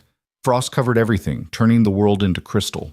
Ethan walked toward the North Creek, his breath coming in white clouds, his rifle comfortable and familiar in his hands. The clearing was empty when he arrived. He took up a position against a large boulder, giving himself cover and a clear line of sight to all approaches. Then he waited. Thomas Hartwell appeared exactly at dawn, riding a magnificent black horse that must have cost more than most men earned in a year. He was younger than Ethan expected, mid-30s at most, with handsome features and expensive clothes that seemed absurd in the Montana wilderness. But it was his eyes that caught Ethan's attention. Cold, calculating, completely devoid of empathy. The eyes of a man who saw people as possessions. Thomas dismounted, tied his horse to a tree, and walked forward with the confidence of someone who'd never truly faced consequences. "You must be Ethan Cole," he said. His voice was cultured, educated, the voice of money and privilege. "And you're Thomas Hartwell." "I am." Thomas looked around the clearing, at the creek frozen at the edges, at the pine trees heavy with snow. "Beautiful country. I can see why you chose it." "I chose it because it's isolated, private." "Indeed. Privacy is valuable, but it does make one vulnerable, doesn't it? When trouble comes, there's no one to help." Thomas smiled. "Lucky for you, I'm not here to cause trouble. I'm here to reclaim what's mine and leave you in peace." "Marianne and Lily aren't yours anymore." "Legally, they absolutely are. Marianne is my wife, Lily is my daughter. The law is quite clear on this matter. The law also says you can't beat them." Thomas's smile didn't waver. "I have never beaten my wife or child. If Marianne has made such claims, she's lying. She tends to dramatize, to exaggerate. It's part of her condition. Her condition. She suffers from nervous hysteria, delusions. It's why she needs my care, my guidance. Without it, she becomes confused, makes poor choices." Thomas spread his hands. "Running away with our daughter, dragging her through a Montana winter, imposing on strangers. These are not the actions of a rational woman." Ethan felt his jaw tighten. Marianne had warned him about this, about how Thomas would twist reality, make himself the victim and her the villain. "She seems plenty rational to me." "Of course she does. She's very good at pretending, very convincing when she wants to be. But I know her, Mr. Cole. I know her weaknesses, her lies, her manipulations, and I know she's turned you against me with her stories. She's shown me her bruises, old injuries, from falls, accidents. Marianne is clumsy, prone to hurting herself. I've tried to protect her, but..." He sighed, the picture of a frustrated, caring husband. She doesn't make it easy. Ethan studied the man in front of him, saw the careful facade, the practiced concern, and underneath it all, the absolute certainty that he would get what he wanted. "Why did she run?" Ethan asked. "I told you, her condition. She becomes paranoid, imagines threats that don't exist. This isn't the first time she's tried to leave, but she always comes back, always realizes she needs me. And the men you sent to retrieve her, the ones who burned my barn, killed my horse, tried to kill me?" Thomas's expression hardened. "That was unfortunate. My employees exceeded their instructions. I wanted a peaceful resolution. They took matters into their own hands. I've since dismissed them from my service. I'll accept the ones waiting in the trees right now." Thomas smiled again, and this time it was genuine. "I'm not a fool, Mr. Cole. Did you really think I'd come here alone and unarmed? But those men are for protection only. I'm hoping we can resolve this civilly." "Then walk away. Leave them here. Start over somewhere else without them." "Start over?" Thomas laughed. "Why would I start over? I have a successful business, social standing, a beautiful home. All I'm missing is my family, and you're going to give them back to me." "No, I'm not." The temperature in the clearing seemed to drop. Thomas's smile faded. "Let me be clear about something, Mr. Cole. I am not asking for your permission. I am not negotiating. I am informing you of how this will proceed. You will return my wife and daughter. In exchange, I will not press charges for kidnapping, for harboring a fugitive, for the murder of my employee. I will even compensate you for your barn and horse. This is a generous offer. You should take it.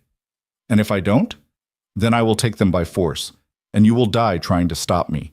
"Is that really what you want? To die for a woman you barely know? For a child who isn't yours?"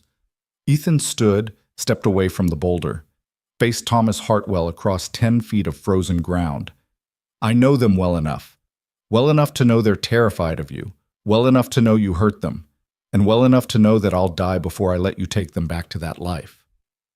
Thomas's face twisted with rage. "You self-righteous bastard! You think you're noble? You're just another fool who believes her lies. But you'll learn. When she turns on you, when she shows her true nature, you'll understand exactly why I had to discipline her." "There it is," Ethan said quietly. "The truth under all that polish. The truth is she belongs to me, and I will have her back, with or without your cooperation." Thomas turned toward his horse. "You have until tonight. Bring them to the ridge where I first appeared before sunset. If you don't, my men and I will come and take them. And anyone who stands in our way will be dealt with accordingly." He mounted his horse, looked down at Ethan with cold contempt. "You're going to regret this, Mr. Cole. You have no idea who you're dealing with." "Neither do you." Thomas rode away without another word. Ethan waited until he was out of sight, then started back to the cabin. His hands were shaking, not with fear, but with rage. Everything Marianne had said was true. Thomas Hartwell was a monster hiding behind money and manners and carefully crafted lies. And in a few hours, that monster was coming with armed men to take back what he considered his property. Ethan found Frank and the others waiting at the cabin. Marianne stood in the doorway, her face pale but composed. "How did it go?" Frank asked. "About as expected. He wants them back by sunset. If we don't comply, he attacks." "How many men does he have?" "I counted 8 horses in the trees, could be more." Bill Harding cursed. 8 against 6. And they've got better weapons, better position. "But we've got something they don't," Ethan said. "We've got something to fight for. They're just hired guns doing a job. We're protecting family." The men looked at each other. Finally, Frank nodded. "Then we make our stand here, and whatever happens, we make it count." Marianne came down the steps. "There's another option." Everyone turned to look at her. "I could go with him," she said quietly. "End this before anyone else gets hurt." "No." Ethan's voice was flat. "Absolutely not." "It's my choice." "No." He crossed to her, took her shoulders. "You go back to him. He'll kill you. Maybe not right away, but eventually. And Lily will grow up watching it happen, learning that this is what love looks like. Is that what you want?" Tears streamed down her face. "I don't want anyone to die because of me." "Then help us fight. You're a good shot. You've proven that. We need you. Oh, but Lily. We'll be in the back room, safe as we can make her. And when this is over, she'll know her mother stood up to the man who hurt her. She'll know that sometimes you have to fight for the life you want. Marianne looked at the men gathered around them, then back at Ethan. You're sure about this? I've never been more sure of anything. She nodded slowly. Then we fight. They spent the remaining hours preparing. Every weapon was loaded, every position reinforced. Ethan placed the men strategically, gave them clear fields of fire, established fallback positions if the initial defense failed. Marianne took up a position at the main window, rifle ready. Lily sat in the back room with supplies, water, strict instructions not to come out no matter what she heard. As the sun began its descent toward the western peaks, Ethan stood in the center of his cabin and looked at the people who'd become his unlikely family. Frank, who'd shown up when it mattered. Bill and the others who'd risked everything for someone they barely knew. Marianne, who'd found strength she didn't know she had. And Lily, innocent and brave, hiding in the darkness. Whatever happens, he said quietly, I want you to know I'm grateful. For all of it. Save the speeches for after, Frank said. We've got work to do. The sun touched the mountains. Shadows stretched across the valley. And from the tree line, riders emerged. 8 of them, just as Ethan had counted. They spread out in a line, weapons visible, faces hard. Thomas Hartwell rode in the center, his black horse gleaming in the dying light. They stopped 50 yards from the cabin, close enough to talk, close enough to kill. Thomas's voice carried clear across the snow. Last chance, Mr. Cole. Send them out, and this ends peacefully. Ethan stepped into the doorway, rifle raised. Go to hell, Hartwell. Thomas's expression didn't change. He raised one hand, gave a signal. His men opened fire. The world exploded into noise and smoke and chaos. Bullets shattered windows, splintered wood, whined past Ethan's head. He dove for cover, returned fire, heard the others doing the same. The battle for the valley had begun. The first volley hit like thunder. Ethan felt a bullet graze his shoulder as he rolled behind the heavy oak table he'd repositioned that morning. The pain was sharp but distant, drowned out by adrenaline and the deafening roar of gunfire. Frank! Left flank! He shouted. Frank's rifle cracked in response. Through the smoke and chaos, Ethan saw one of Thomas's men clutch his leg and fall from his horse. 7 left. Marianne fired from the window, her movements controlled despite the chaos. Another of Thomas's men jerked backward, the hired guns scattered, seeking cover behind rocks and trees, their initial confidence shaken by the coordinated defense. But Thomas himself hadn't moved. He sat his black horse in the center of the clearing, perfectly still, watching the battle unfold with the detached interest of someone watching a chess game. He's not even trying to hide, Marianne said, her voice tight with fear and confusion. Ethan understood immediately. Thomas wasn't worried because he didn't need to be. He had money, connections, enough hired guns to replace the ones he lost. This was just the opening move. He's testing us, Ethan called out. Seeing what we've got, how we respond. Don't waste ammunition on distant targets. Wait for clear shots. The gunfire slowed as both sides reassessed. In the brief lull, Ethan heard Lily crying from the back room. His heart clenched, but he couldn't go to her, not now. Marianne heard it too. Her hands tightened on her rifle, but she stayed at her post. She's safe, Ethan said. The back room's the most protected part of the cabin. I know, but she's scared. A bullet shattered the window frame inches from Marianne's head. She ducked, came back up, returned fire without hesitation. Outside, Thomas raised his hand again. His remaining men withdrew to the tree line, dragging their wounded with them. The sudden silence was almost worse than the gunfire. What are they doing? Bill called from his position. Regrouping, Ethan said. They'll try something different now. He was right. As the sun sank lower, casting long shadows across the snow, Thomas's men began to move through the trees, circling the cabin, looking for weak points in their defense. They're trying to flank us, Frank said. If they get around back, I know. Ethan made a quick decision. Bill, Tom, fall back to the cabin. We can't defend separate positions anymore. We consolidate here. The men moved quickly, abandoning their outer positions and retreating to the cabin under covering fire from Ethan and Marianne. Bullets kicked up snow around their feet, but they made it inside. Now all 6 defenders were packed into the small space, rifles bristling from every window and gun port Ethan had cut in the walls. "We're sitting ducks," Tom muttered. "We're a fortress," Ethan corrected. "They can surround us, but they can't get in without exposing themselves. And every minute we hold them off is another minute closer to nightfall." "What happens at nightfall?" Marianne asked.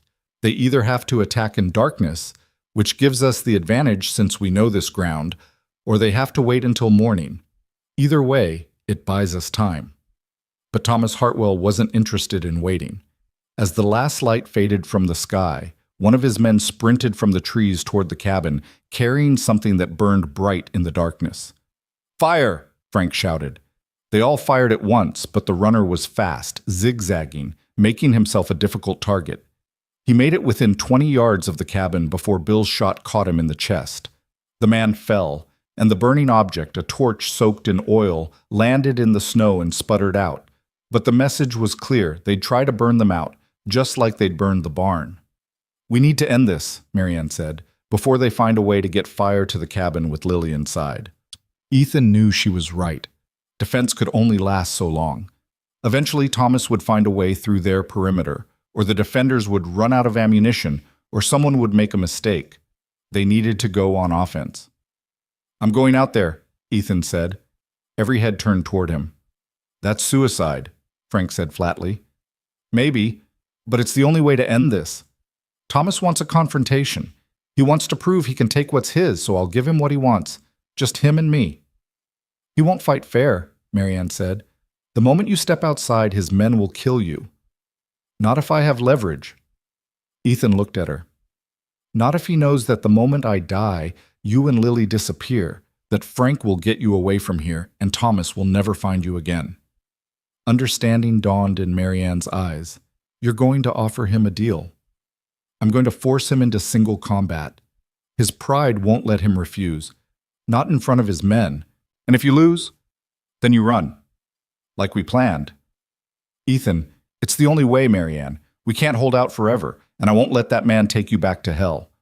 He touched her face, brief and gentle. "Trust me." She caught his hand, pressed it against her cheek. "Come back to me." "I will. I promise." He went to the door, took a deep breath, and called out into the darkness. "Hartwell, I want to talk." Silence. Then Thomas's cultured voice drifted back. "I'm listening." "You want your wife and daughter. I want you gone. So let's settle this the old way, you and me. Single combat. Winner takes all." Laughter echoed from the trees. "You can't be serious." "I'm completely serious." "Or are you afraid to face me without your hired guns backing you up?" The laughter stopped. Ethan had struck the nerve he was aiming for, Thomas's pride, his need to prove dominance. "What are the terms?" Thomas called. "We meet in the center of the clearing, just us. No weapons except what we carry on our bodies. We fight until one of us can't continue. If you win, I tell you where Marianne and Lily are hiding. If I win, you and your men ride away and never come back." "And how do I know you'll honor the terms?" "You don't, but you know I'm a man of my word. You've seen that over these past months. Can your hired guns say the same about you?" Another silence. Ethan could almost hear Thomas calculating, weighing options, considering angles. "All right," Thomas said finally.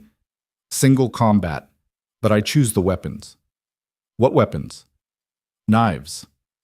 A cold knot formed in Ethan's stomach. Knife fighting was brutal, intimate, required skill he wasn't sure he had. But he'd issued the challenge. He couldn't back down now. "Agreed," he called. "Give me 5 minutes to say goodbye." He stepped back inside. The others were staring at him with expressions ranging from admiration to horror. "That's the bravest, stupidest thing I've ever heard," Frank said. "Probably." Ethan began stripping off his heavy coat, his vest, anything that would restrict movement. "But it's done. Frank, if I don't make it back, you get them out of here. There's money hidden under the floorboard by the stove. Take it. Use it to get them west." "You're coming back," Frank said firmly. Ethan turned to Marianne. She stood frozen, tears streaming down her face. "You can't do this," she whispered. "Thomas was in the military. He knows how to fight. He'll kill you." "Maybe, but I'm fighting for something he can't understand. That gives me strength he doesn't have. Love isn't armor, Ethan. It won't stop a blade. No, but it'll make me faster, stronger, more determined than any hired soldier fighting for money. He pulled her close, kissed her hard. I'm coming back to you, to both of you. I swear it. He went to the back room. Lily sat huddled into the corner, her doll clutched tight, eyes huge in her pale face. Ethan? Her voice was so small. Are you going to fight my father? Yes. Are you going to win? He knelt in front of her. I'm going to try my very best, and while I'm out there, I need you to be brave. Can you do that for me? She nodded, tears tracking down her cheeks. Good girl. He kissed her forehead. When this is over, we're going to have a real family. You, your mama, and me. I promise. I love you, Ethan. The words hit him like a physical blow. He hadn't expected them, hadn't prepared for the raw emotion they carried. I love you too, little one. He stood, made himself walk away before his resolve could falter. At the door, he paused, looked back at Marianne one last time. I'll see you soon. Then he stepped out into the cold Montana night. Thomas was already in the clearing, his expensive coat discarded, a long knife gleaming in his hand. The hired guns had formed a loose circle around the space, torches held high to provide light. Their faces were impassive, professional. This was just another job to them. Ethan walked forward slowly, his own knife, a sturdy hunting blade he'd owned for years, held loosely at his side. He studied Thomas as he approached, looking for weaknesses, for tells. The other man looked confident, relaxed, too relaxed. Last chance to back out, Thomas said. Tell me where they're hiding and I'll make this quick. No deal, Thomas shrugged. Your funeral. They began to circle each other, feet crunching in the snow. The clearing had gone silent except for the crackle of torches and their breathing. Thomas struck first, a lightning-fast slash aimed at Ethan's throat. Ethan jerked back, felt the blade whisper past his skin. Close. Too close. He countered, aiming low, trying to cut Thomas's leg. The other man danced away, laughing. You're slower than I expected. All that time in the wilderness made you soft.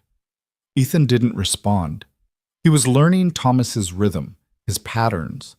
The man fought like he did everything else, with arrogance, with the assumption that he'd already won, that arrogance was going to be his downfall. They clashed again, blades scraping, sparking. Thomas was skilled, no question. His military training showed in every movement, every calculated strike. But Ethan had something Thomas lacked: desperation. He fought like a man with everything to lose, taking risks Thomas wouldn't consider. When Thomas aimed for his chest, Ethan stepped into the attack instead of away, accepting a shallow cut to his ribs in exchange for an opening. His blade found Thomas's shoulder, drew blood. Thomas's eyes widened in surprise. Then in rage, "You bastard!" he hissed. The fight intensified. They moved across the clearing in a deadly dance, blades flashing in the torchlight. Ethan felt cuts opening on his arms, his chest, felt blood running hot down his skin. But he gave as good as he got, marking Thomas again and again. The hired guns watched in silence. This wasn't their fight. They'd been paid to retrieve a woman and child, not to watch their employer bleed. Thomas lunged, overextending. Ethan saw the opening, took it. He caught Thomas's wrist, twisted, used the man's own momentum against him. They went down together in the snow, grappling, knives forgotten as they fought for dominance. Thomas was strong, but Ethan was bigger. He got an arm around Thomas's throat, squeezed. The other man thrashed, clawed, tried to break free. Yield, Ethan growled. Yield and this ends. Never, Thomas choked out. She's mine. The child is mine. They're not yours. They're not anyone's. They're free. Thomas's hand found a rock, swung it hard into Ethan's temple. Stars exploded across his vision, his grip loosened. Thomas rolled away, gasping, reaching for his knife. Ethan shook his head, trying to clear it, saw Thomas coming at him, blade raised high. No time to dodge. No time to... A gunshot cracked across the clearing. Thomas jerked, stumbled, looked down at the blood spreading across his chest. His knife fell from his hand. He turned slowly.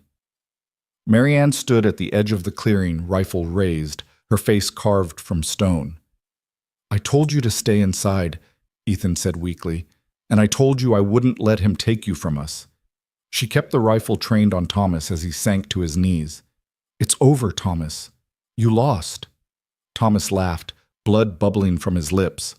You think this is over? I have lawyers, money, connections. They'll come after you. They'll take Lily. You'll never be free." "Yes, we will." Marianne's voice was steady. "Because you're not going to tell them anything.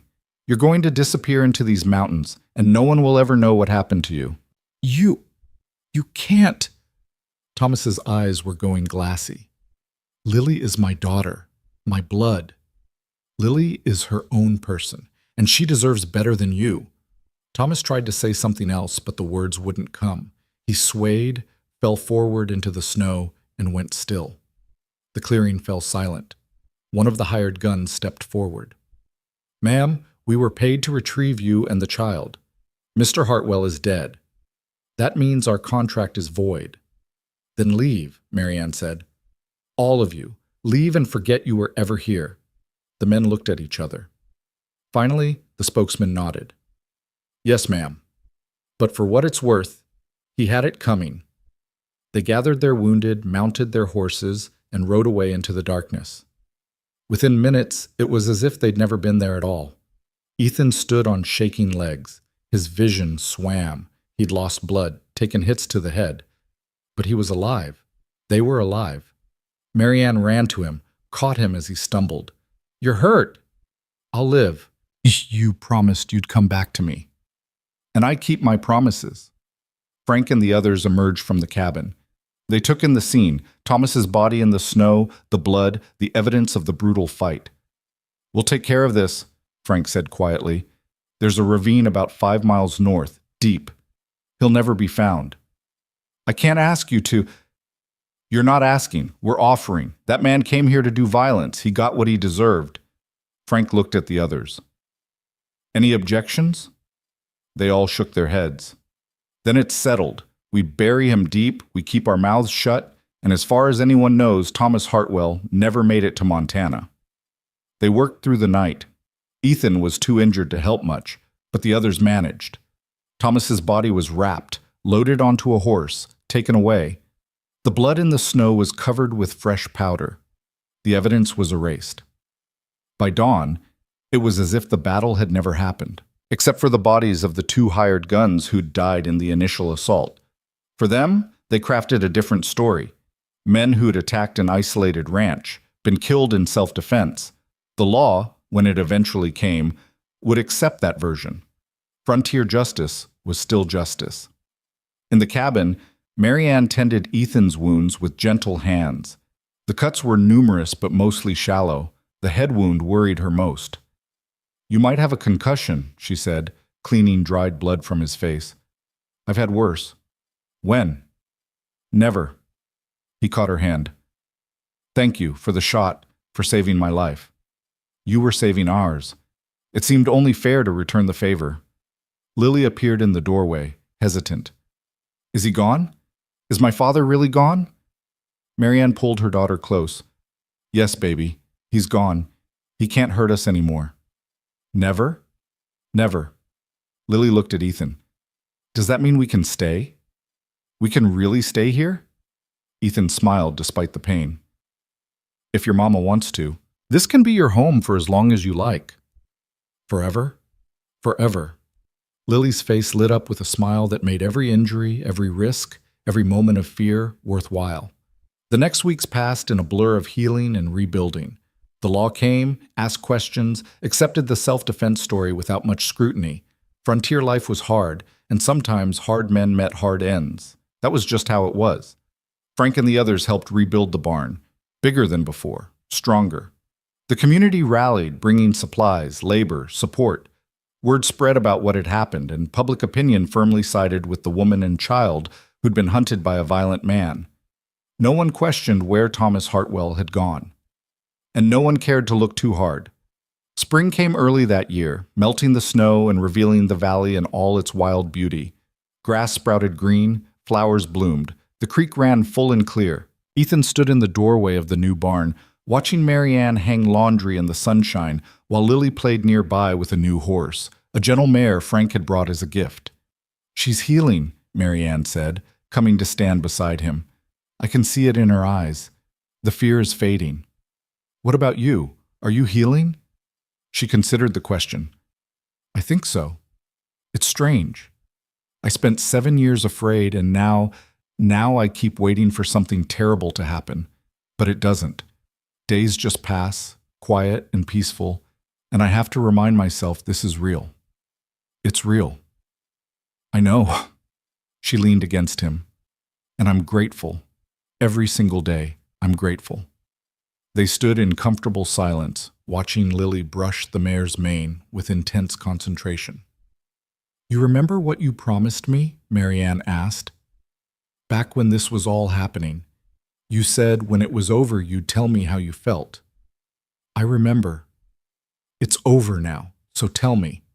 Ethan turned to face her fully. I love you. I didn't mean to, didn't plan to. But somewhere between pulling Lily from that well and fighting for our lives, you became essential to me. You and Lily both. You're my family now. The family I thought I'd lost forever.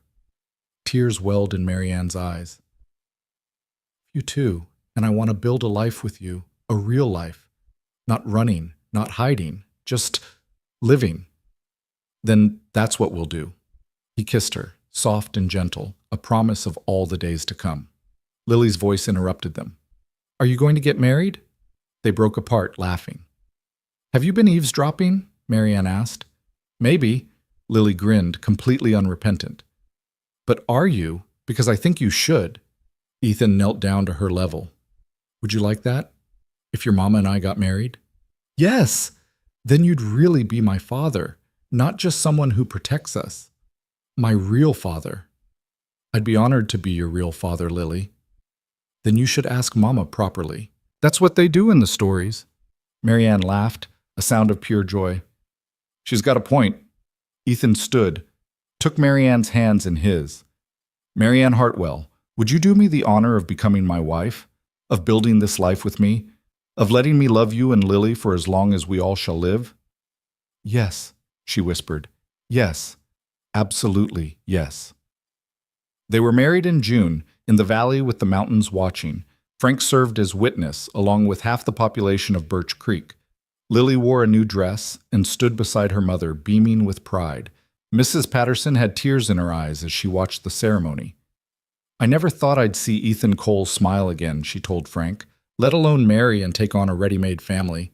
Sometimes the best families are the ones we choose, Frank replied. The celebration lasted into the night. There was music, dancing, food, laughter, all the things that had been missing from that valley for too long. As the sun set and the stars came out, Ethan found himself sitting with Lily on the porch steps, watching Marianne talk with the other women. Are you happy? Lily asked. Happier than I've been in a long time. Me too. She leaned against his shoulder. I used to be scared all the time, but not anymore, because I know you'll keep us safe. I will. Always. Do you think we'll have more family? Brothers or sisters for me? Ethan looked at his new wife, at the life they were building together. Maybe, if that's what you and your mama want. I'd like that, a big family, so the house is always full of noise and love. Then that's what we'll work toward. Lily was quiet for a moment, then, thank you for saving me. From the well. From my father. From everything. You saved me too, little one. More than you know. The years that followed were good ones. Hard sometimes, as frontier life always was, but good. The ranch prospered. Ethan and Marianne worked side by side, building something lasting. Lily grew tall and strong, losing her fear, finding her voice. 2 years after the wedding, Marianne gave birth to a son. They named him Daniel, after Ethan's first child. It felt right, a way of honoring the past while celebrating the future. 3 years after that, twin girls arrived, loud and healthy, and completely adored by their older siblings. The cabin expanded to accommodate them all. The barn filled with livestock. The valley rang with children's laughter and the sounds of a family truly living. On quiet evenings, Ethan would sometimes stand in the doorway and marvel at what they'd built. This life that had started with a child's scream from a well and ended in joy.